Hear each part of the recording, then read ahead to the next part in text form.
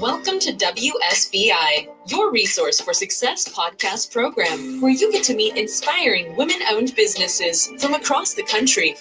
And now, for your host, Kimberly McLemore.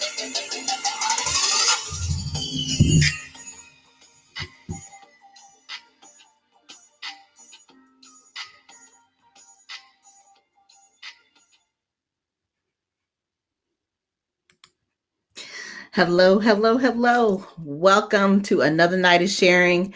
My name is Kimberly McLemore, and I am your host.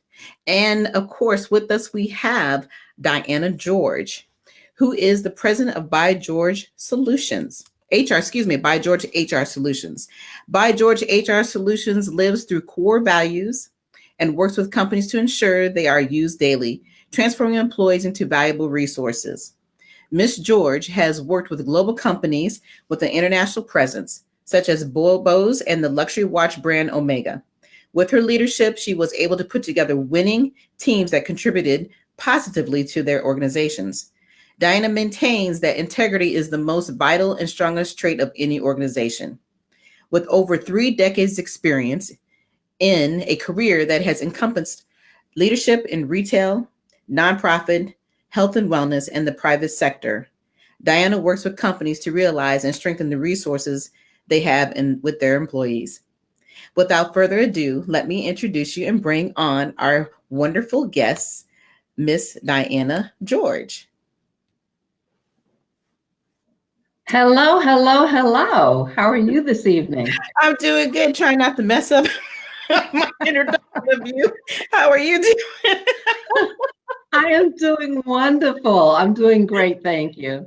And thank you so much for having me on the show tonight. Oh, it's my pleasure, and it's so good to see you again because I haven't seen you in several months since we were together in another event. Gosh, it's probably been about 4 or 5 months, maybe longer. So I think it was October. It was October. Time has been flying by. I feel like it's been longer because I'm going crazy all the time with all the things that I'm doing. But it's actually great, like I said, to see you again. And I thank you for taking the opportunity out of your busy schedule to come hang out with me on my show this evening. So, Diana, why don't you just tell the listeners just a little bit about yourself and what you've been up to lately? Absolutely. So I'm an East Coasterner, if you want to put it that way, and just moved down to the Bowie, Maryland area recently. But I've been in corporate America for a while. I've had my own business prior and decided it was time again in January to step out and do my own thing, so to speak, and start an HR consulting business. I've been involved in HR for a number of years now and kind of stumbled into it by mistake, but love it itself. I really love working with individuals and just helping people to reach their goals. And that's what, human resources is all about. It's really about putting the human back into resources and human resources. And so I get to do that. I get to work with individuals, impact their careers and their day-to-day life and within the workplace itself. Yeah. And we talked a little bit earlier about HR, and I was teasing you about the fact that I'm like, this is something I could never do because I don't have the patience to do that. And I think that somebody like you has to be very special and unique because HR is absolutely a unique animal. And I can remember many years ago, but we didn't look at HR as being anything special. What made you truly be interested in getting involved with human resources? Well, I worked for, as I mentioned, BOSE speakers years ago, and I was a manager I was a regional manager for them at some point. I was an operations manager, and then when they started their retail division, I was a manager in one of their stores. And I have to say, I was very, very impressed with the human resource department and really how they challenged us and how they work with us to really put simple things in place that would make us better leaders within the stores that we worked in. And so it was really there that I saw the impact that HR had on an organization, but I really truly understood the impact that I can have with people that I was leading or people that I was managing. So it just became a natural fit for me. I love people. And I think you just said it. If you're in human resources, you have to really, really love people. If that's not your desire, if you don't enjoy people, then that's definitely not the industry to be in itself, because it does involve giving people your time. It really is. And if you do it correctly, I'll be honest with you, some days you come home and you're exhausted because you're giving Right. so much, to people, and you're listening to them, and you're helping them to really kind of solve their problems that, that may come up, or challenges that may come up sometimes. But they have to see that you're truly interested in them. And that's the most effective way to be an HR professional. And those are the people that do the best in that industry. Mm-hmm. Yeah, I agree with that. You definitely have to have a certain personality and love of really working with people. It's one thing to like them, but it's another thing to really truly have to challenge your everyday being around different people, all the different personalities that you face throughout the day, and understanding, of course, the laws that come with that. You're protecting not only just you're protecting the client, you're protecting the companies. So that's a huge, huge responsibility. And I absolutely applaud an individual like you who's doing this, because we need people like you in the industry. And like I said, I've known for years that HR was not looked upon as being something useful or needed or necessary to some degree. And it absolutely is necessary. But being that you're in the field that you're in, talk about some of the challenges, and also let's talk about your business and how you effectively work with all of these other organizations outside of the ones that you've mentioned, and that I have mentioned also in your overview. Sure. So one of the things in human resources is just having people understand, especially sometimes executives and people that are at the top, just how important the employees are, because your employees are your best brand ambassadors for the company. And I always say you can have the best product in the world, but if you don't have somebody to represent that product, you're still not going to expand or do as well as you want to do. And so it's very important to invest in employees and to really make sure that you know what's going on with them, and that you have happy employees. Because I always say a happy employee is a productive employee. If you have employees that are not happy, to the contrary, you're not going to have production that's there. You're going to have a lot of employee relation issues. You'll have a lot of other things that go on. And so being able to step in and help organizations to understand that itself is very critical. Another thing that happens with human resources, and a lot of people don't realize, that part of the organization helps to establish what the organization looks like. Everything from your company, your culture, your procedures, your policy itself, all that is established within HR. That employee, we touch so many people from the time that person comes to work within a particular corporation until the time they retire or leave. Everything from onboarding to, the initial interview process, to employee benefits, to employee relations. Everything that goes on in the life cycle of that employee is really done by HR. And so it's important to have HR not only navigate throughout the whole organization, but really be able to touch every aspect of the organization and know what's going on. Yeah, you're absolutely right. Think about that until you just said how we're with you from the very middle, from the beginning to the middle to the end of whatever amount of time we're there for a career. So you are touching our lives in a very important way. And I think it is absolutely important that these companies realize that. I know I've been with several companies throughout the years, and that was always the weakest point that I'd seen within the company, was always the HR department. There never seems to be that real good connection that the employee has with the HR. And I think a big part of it is that because we were always standoffish with that, you didn't know if you could actually come to them. You didn't feel comfortable enough to wonder, well, what's going to happen? If you do go to HR, through the company, how are they going to look at you? So I think there's all those pieces that come to play. And so I think it's important that what you are providing as a service to these companies is that you're making them realize how important these employees are, because we are important. And a lot of times they seem to forget that. It's like, without us employees, yeah, granted, you have the great ideas. We all understand when we're in business, we all feel like we're number one and we run the show, and we have all the right answers. But without having the people to make the company successful, it doesn't matter how great you think you can think, right? So, what you're doing is phenomenal. So, but tell me though, a little bit about some of the experiences that you had, the difference between working with the small entities and your larger companies. Sure. So when you're working a lot of times, and I've had an opportunity to do both, and I think the biggest difference is when you're working with smaller companies, a lot of times they don't understand the importance of documenting everything from the very beginning. And when I say documenting, I mean their process. So they start out and they have this great idea themselves, and they see themselves starting a business. They see themselves expanding, but they still have everything in their head. And so factually, if they're going to expand the way that they want to, at some point, they're not going to be running every little part of it. There will be employees that they hire to do that. And so if they don't have things written up, how to do it, so far as a job description, or have their company culture written down, then you're at the whim of other people determining that for you. So I think from a business owner's standpoint, it's so key and it's so critical for them to start putting those things down when they're starting, and then the initial process because it becomes very difficult later on. Once you've really taken off and you're doing all these great things, to now backtrack and try to do that. And so if you can do it from the very beginning, you have that roadmap as to how that should actually look itself. And then on the other end, you have larger corporations that have that in place. And then sometimes people get lost in the midst of things itself. And so it's not as personalized. And so you don't want to forget that, once again, your employees are your greatest asset. And so you don't want them to just feel like they're a number or that they're not really important. So being able to put a name to the face, and that's very important. And so when I was in corporate America, I ran for the US HR department.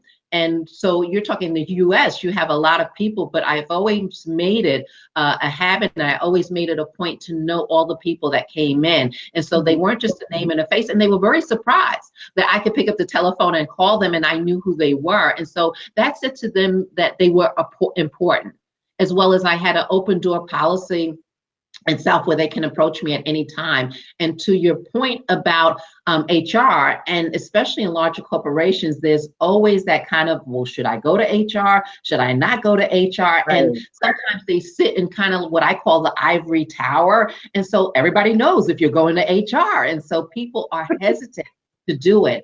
And so HR professionals and HR people need to really get out, and they need to be among the people and develop those key relationships themselves so they know what's going on within the organization. So you have on one hand a smaller organization where they're going to know everything and everybody that's there. And on the other hand, you have a larger organization where as they continue to grow, sometimes that's not the first thing that they're looking at. And so people want to know that they count. They want to know that they're important, and they want to know that they're heard.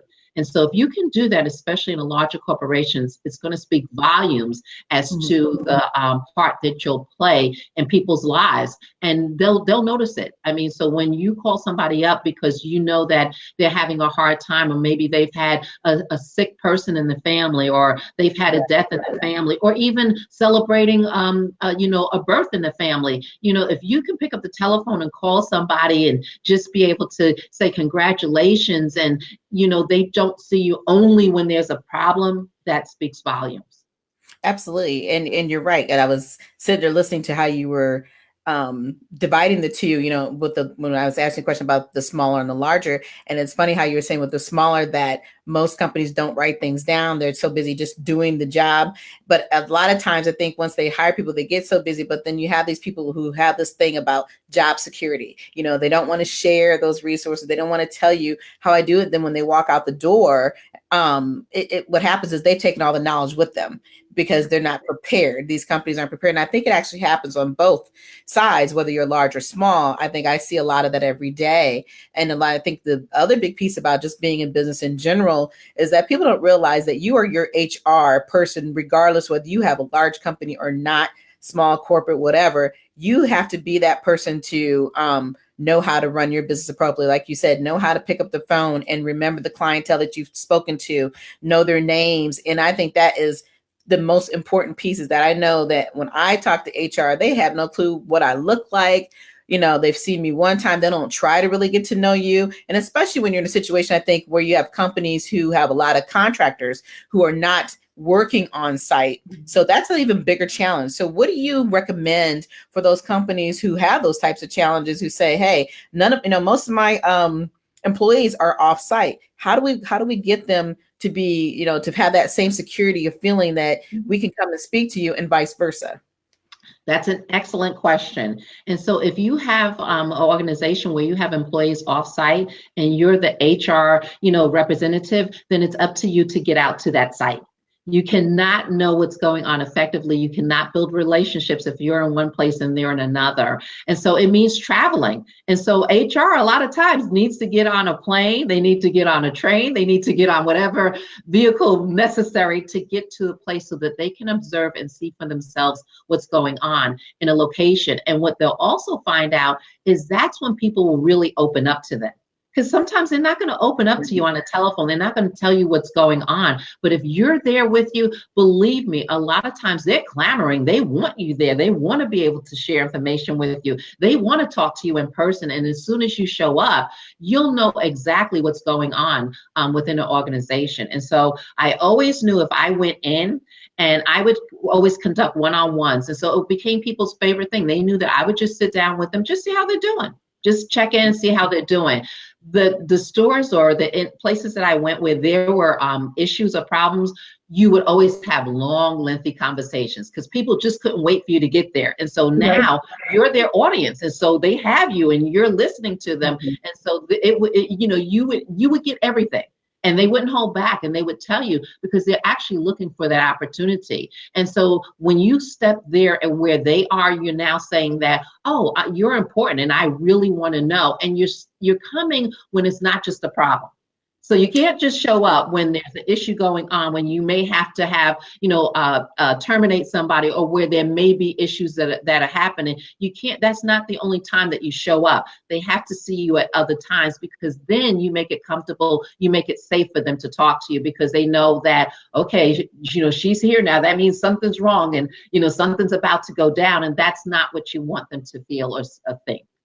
Right. And you're absolutely right. And those are the experiences I know that I have had throughout the years, especially in this area, because like I said, most of the companies we do know are extremely large. And I think even the smaller ones even have more problems with trying to, attest to coming in and talking to the employees, making the time that they need to have so they can just, like I said, just come in and say hello. Doesn't always have to be, well, you need to do this or you need to do that, or you haven't completed this. And the thing I think that drives me crazy is most when you get nothing but a bunch of emails. Do this and do that. And if you don't do it this time frame, then you're going to be delinquent, so everything seems like it's a threat versus it being something that is necessary. And I think those are the things that are absolutely necessary and need to be worked on with a lot of the companies. And I think having you come in and provide that information is absolutely important, because I still think there's such a huge gap between the employee relationship and the HR relationship. It just never seems to mend. And a lot of it's because of the things that we're talking about tonight. Absolutely. Absolutely. So I guess my next question, though, is that if you were to have another woman or a man come to you and say, look, I really want to open a business, I'm looking into maybe your field, what advice would you give them? I would tell them, well, number one, I would say congratulations, because we need more people, entrepreneurs out there. And I think that people have burning passions and things that they know that they do well and things that they want to do. And so sometimes it's fear that keeps them from stepping out there. So, congratulations. And so I think, doing your research itself, finding out your audience and who you really want to, take this business to itself is really important. And really knowing that you have that product that other people want, because it's all about results at the end of the day. And so you want to be offering somebody some tangible results, something that they want and something that you'll feel good about being able to give them at the end of the day. And doing your research, and then finding other people that are like yourself or even bigger than yourself that you can surround yourself with, because you need that community.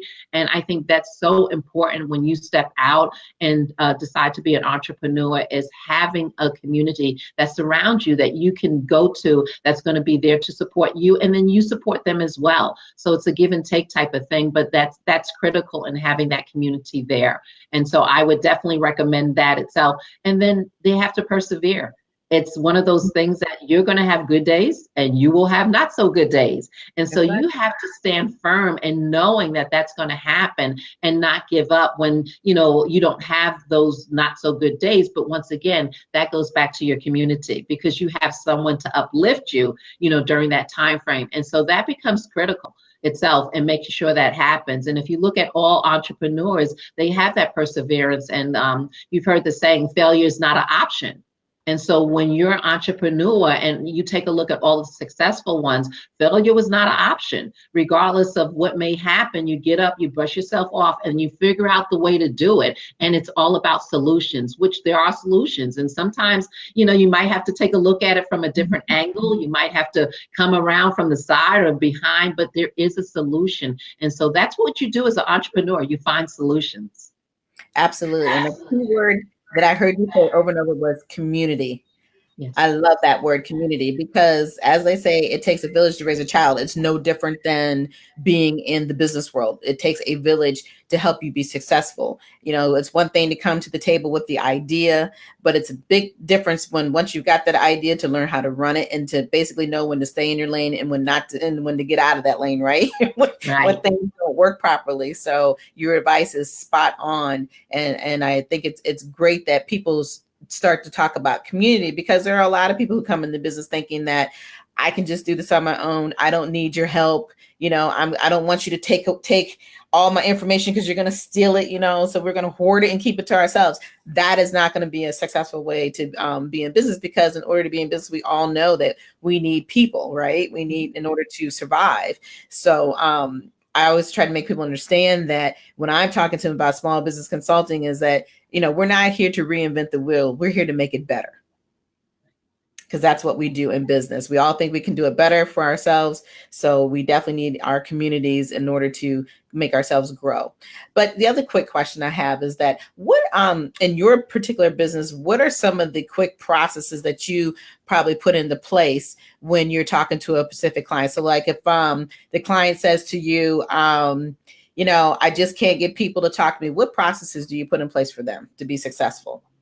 Sure. So I think the biggest thing is communication. And I say that communication is a universal solvent. And so a lot of times we're used to multitasking, even when people are talking to us. And so we really don't hear what people are saying. And so I really encourage people and work with them to just listen. You will find out so much information if you're just listening. And sometimes listening means saying something and then just being quiet, so that other person can really communicate and you can hear what it is that they're saying, but us not actually doing 3 or 4 other things while that person is talking to us. We're actually hearing what it is. And I think that that's the biggest thing. And with most companies itself, they feel like, okay, well, I communicated or I said this, I said it several times itself.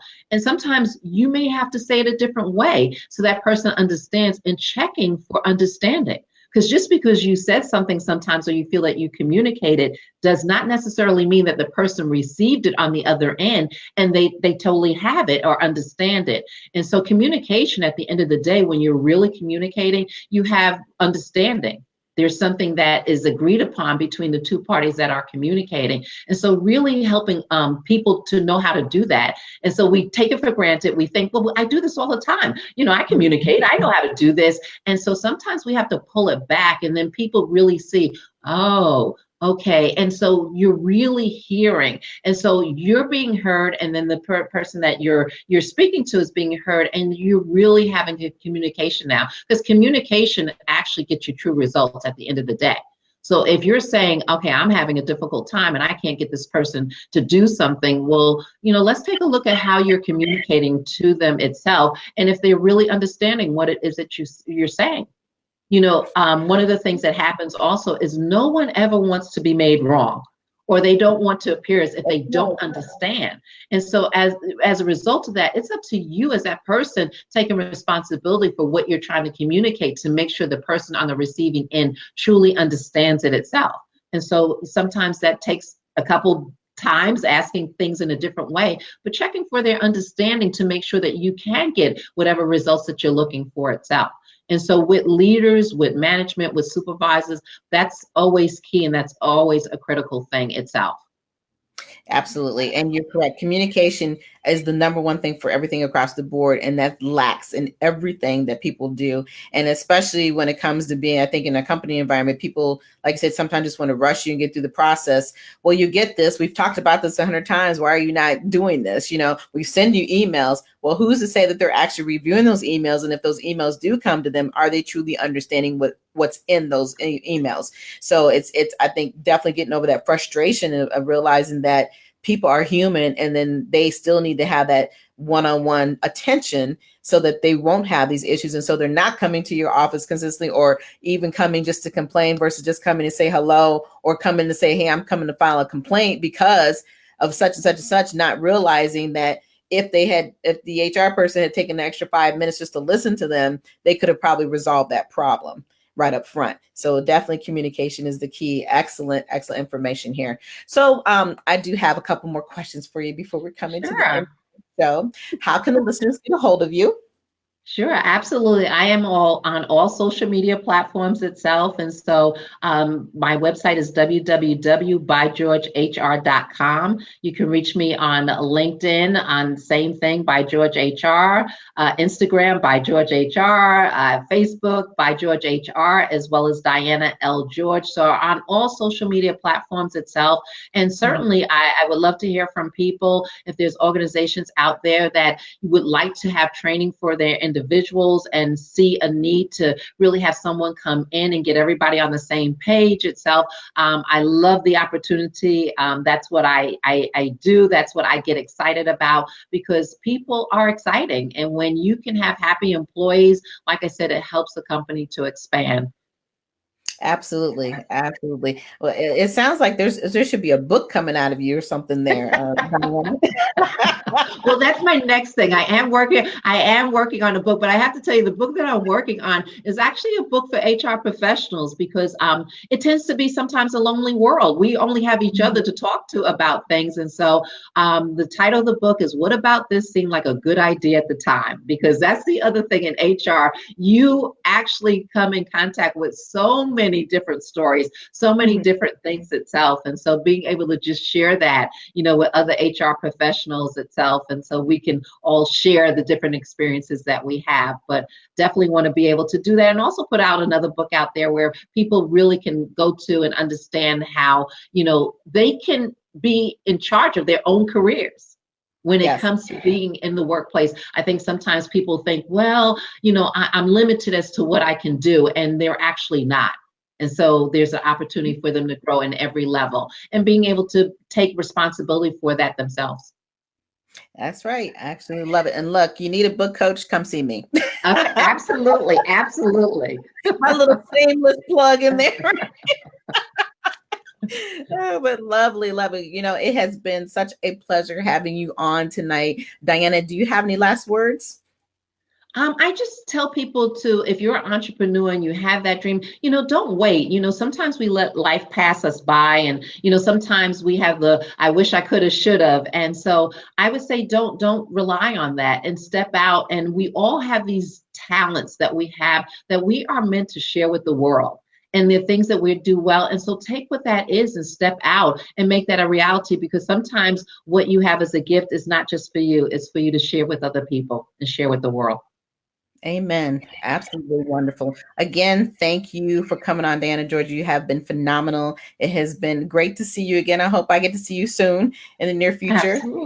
Absolutely. I think there's a holiday party that is coming up soon. There is. I'm going to be the hostess, so I expect to see you there. Absolutely. Bring some friends. Absolutely. All right. Well, thank you again for coming on and sharing your story with us this evening. It has been such a pleasure.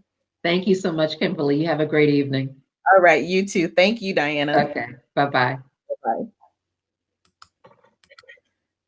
All right. For everyone else, thank you all for coming in and tuning in tonight on the show. Again, as I said, my name is Kimberly McLemore, and I have been your host for this evening. And for those who may be interested in reaching out to me and would like to be a guest on my show, all you have to do is simply send me a short bio and a logo, of course, and a professional picture of yourself.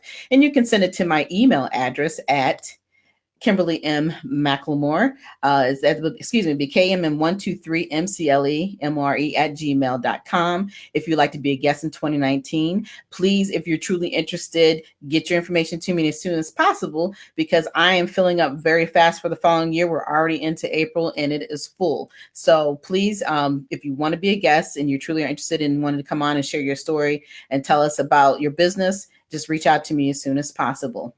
But until next time, you all have a great evening. And next week is actually a holiday, and so we will not be live here. WSBI will be closed during the Thanksgiving holiday, but we will be returning next week. And I will tell you, the following week we have a phenomenal show coming up. I've got two amazing people coming in. I think that you are going to enjoy for the following week. And we have Kenyon Salo, and then we have another young lady. I'm sorry, my brain is like dying here. But we have two phenomenal guests coming on at the same time the following week on the 29th. So we're going to have an extended show on the 29th because we're going to be missing out on Thanksgiving holiday next week. But enjoy your holiday. And until next time, you all have a phenomenal evening. Take care.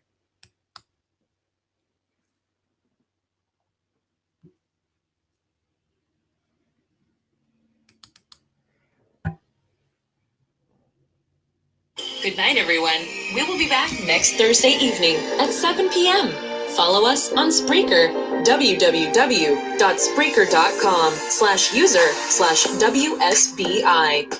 View our new WSBI website anytime at www.wsbillc.com and on Facebook, Twitter, YouTube, LinkedIn, and Instagram.